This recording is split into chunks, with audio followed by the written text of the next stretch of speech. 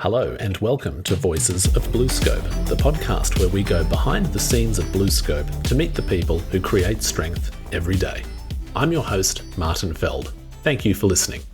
Over the course of this podcast series, we have featured a range of stories from our diverse people around the world. This month, we're featuring some consecutive episodes with one-on-one interviews on the specific topic of migration.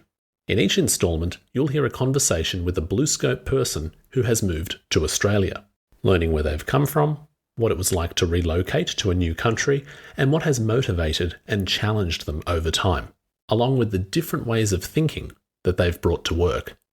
In this episode, you'll hear from Hamid Fard Aghaei, Senior Electrical Engineer and Team Leader in Coke Making at the Port Kembla Steelworks. He shares the story of how he and his family took the plunge in moving to Australia in search of a more balanced lifestyle and time together. I always loved to work for BlueScope because it's a very big organization, but never happened till 2020 that a friend of mine said he has saw an advertise for electrical engineer, and then I jumped on website and applied. Simple as that. So you mentioned just then that it was a large organization and that's what appealed to you. Yep. What did you know about the company more specifically, or what was it about engineering at BlueScope that you found particularly appealing? I used to work for oil and gas industry, and they are quite organized, and engineering is very sophisticated, very advanced in that industry. But because in Australia, there was not much of work for oil and gas, so I joined cable manufacturing, and I didn't like it, to be honest. And I wanted to go back to big organizations because I knew in those type of organizations like BlueScope, engineering matters a lot. And I read about BlueScope and PHP and the whole history. So it was very interesting. I liked it. That's great to hear. And in terms of your engineering background, can you tell me some more about that? Where you started, how you learnt the ropes of your discipline, and what brought you to Australia maybe? Oh, okay. Years ago, when I finished technical high school in electrical and electronic diploma, I went to college, 2.5 years college to become a technician. So when I finished my associate degree in Iran, the place that I'm from, so I joined a number of companies. The one that I was working for first was a petrochemical company. So I had good mentors over there, and I started learning as a technician and as someone on shop floor doing things by my hand. And then after a while, I decided to continue and get my degree. So I went back to uni, studied, and when I graduated in 2000, the same company started another business, which was pipe coating for oil and gas.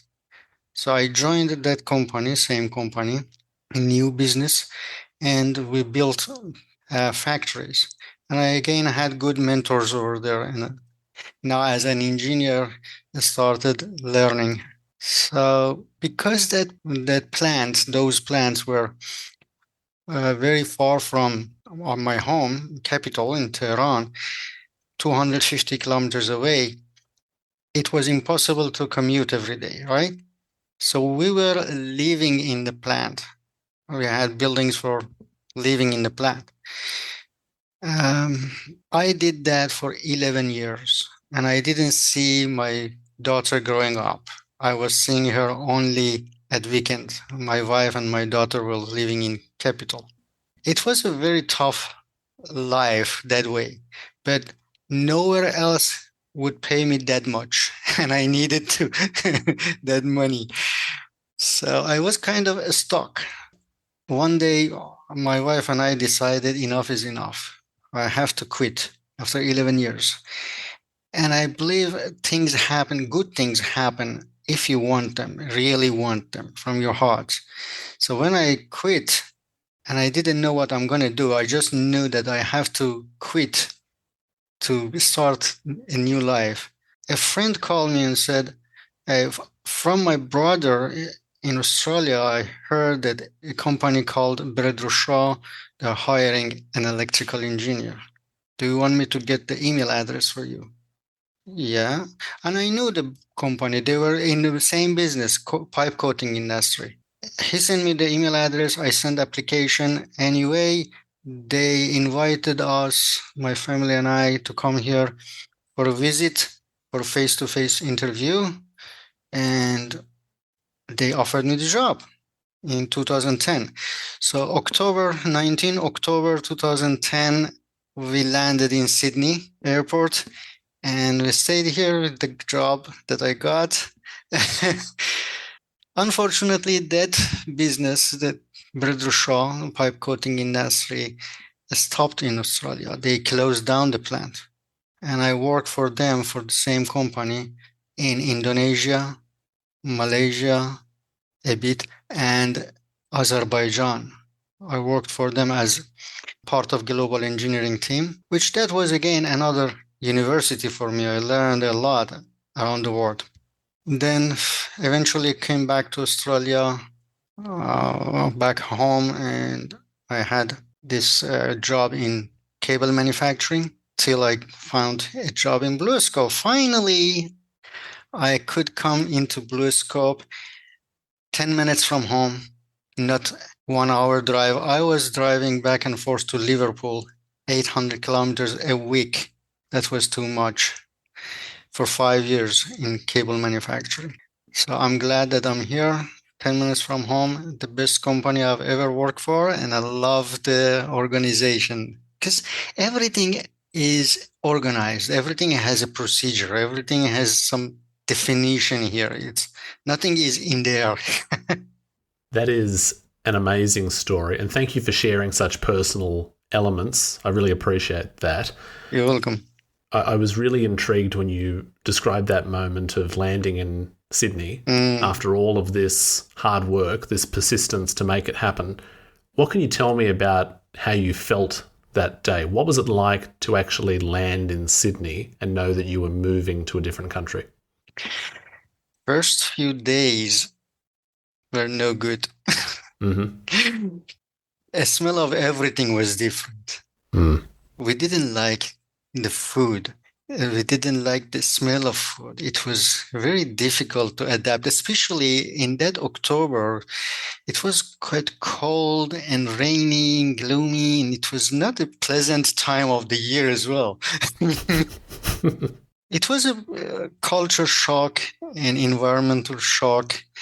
It was not easy to adapt at the beginning. But fortunately, the people around me were very welcoming, very friendly, and not all of them, but most of them. And that helped a lot. I said that because the first day that I went to the plant, the second day that they took me to the plant to introduce me to people, my boss, the operation manager, introduced me to an electrical technician that they had at the time. And he didn't even look at me. He just looked at the boss and says, I told you we don't need engineers here. And he left. I said, this is the guy that I need to work with? Wow. He says, unfortunately, yes.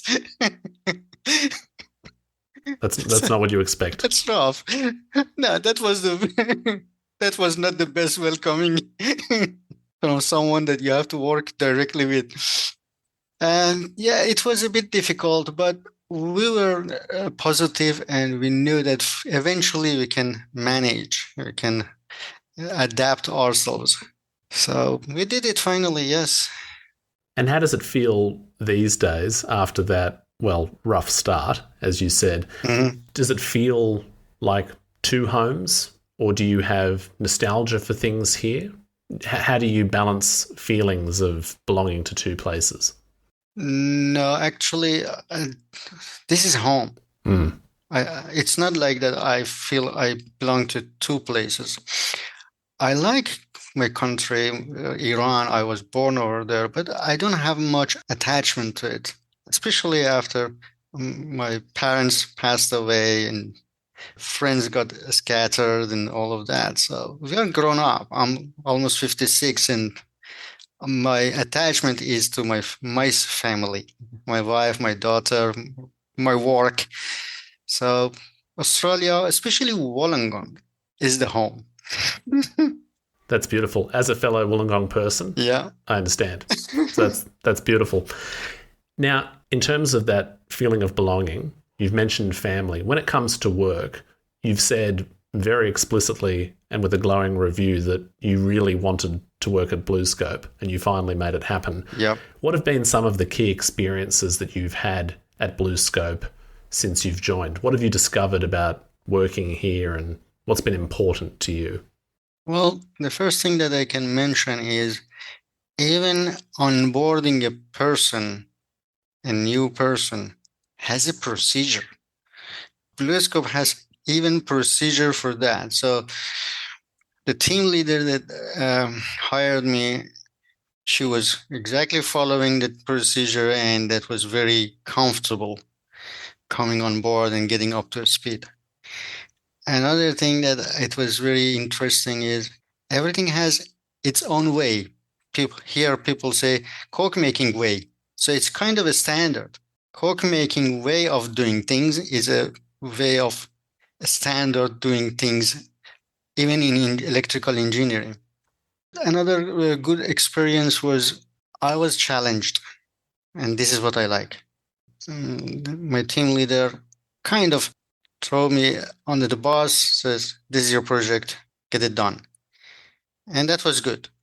That was very helpful because it helped me dig deep and ask questions, make the network, and understand who is who, what is what. Well, every challenge has its difficulties, and I don't mind it. It's part of the job. And I found it very useful that there are very knowledgeable people here in the BlueScope that you can ask your questions. You're not alone. If you don't know something, just pick up the phone and you will find the answer in half an hour. That's one of the beauties of the BlueScope. It has all the expertise in it. And Coke making, particularly for those who maybe aren't aware of what that means, can you give at least your definition of Coke making and what you find interesting about that area within the integrated facility? So to make a steel, you need to separate oxygen from iron ore. And to do that, you have to cook iron ore with carbon. And to have that carbon, you need to purify coal, which is called coke. The result of purifying coal is coke.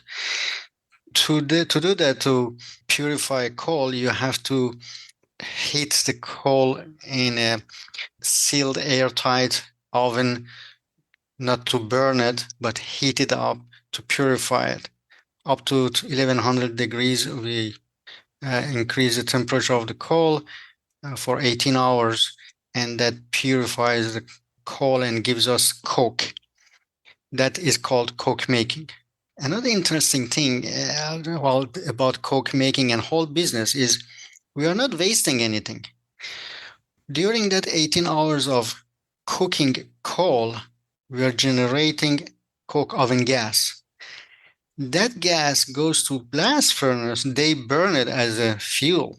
And then when they are cooking iron ore, blast furnace generates a gas. We call it blast furnace gas. We use it as fuel in coke making. So we are not wasting anything. That's beautiful. So you feel a certain pride that what you're doing goes back into the process or can be used. Exactly. We're not losing anything. And not only that, gas coming out of the ovens has other byproducts like naphthalene, benzene, xylene, sulfur, which is used as a fertilizer. So we use all of that as byproduct and sell them, which is perfect. What I've gathered from you is that working at BlueScope, you've had enough autonomy to learn things, to undertake your own projects, explore new areas. In terms of exploring new things, what do you see on your horizon, or what are some things that you're still learning or would like to learn since having joined the company? Well, first, when I joined 3 years ago, and I was challenged with a big project for putting variable speed drive on 1.8 megawatt motor, something that I haven't done in the past at all. It's a big motor, 1.8 megawatt. So I learned a lot on that, and I learned a lot in mechanical part of fan that I didn't know before. And then I'm using that, what I learned in other projects, similar projects. Then I was promoted to team leader position. I had a bit of, not a bit of, years of experience in management, past in Iran when I was working for the oil and gas. But it was different to leading a team here. So I'm learning this role now, leading a team. And I'm enjoying this by helping engineers of my team with their thinking.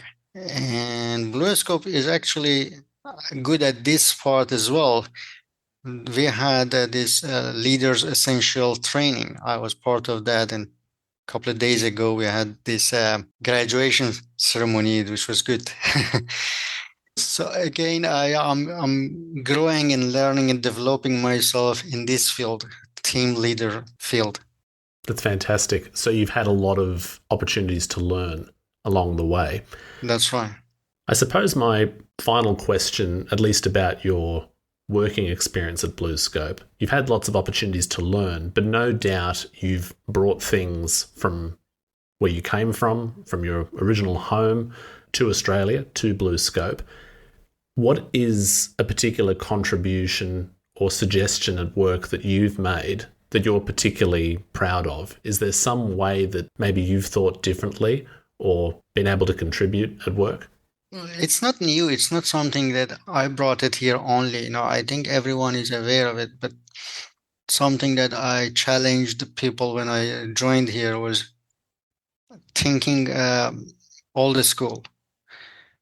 We want to change. We want to grow up.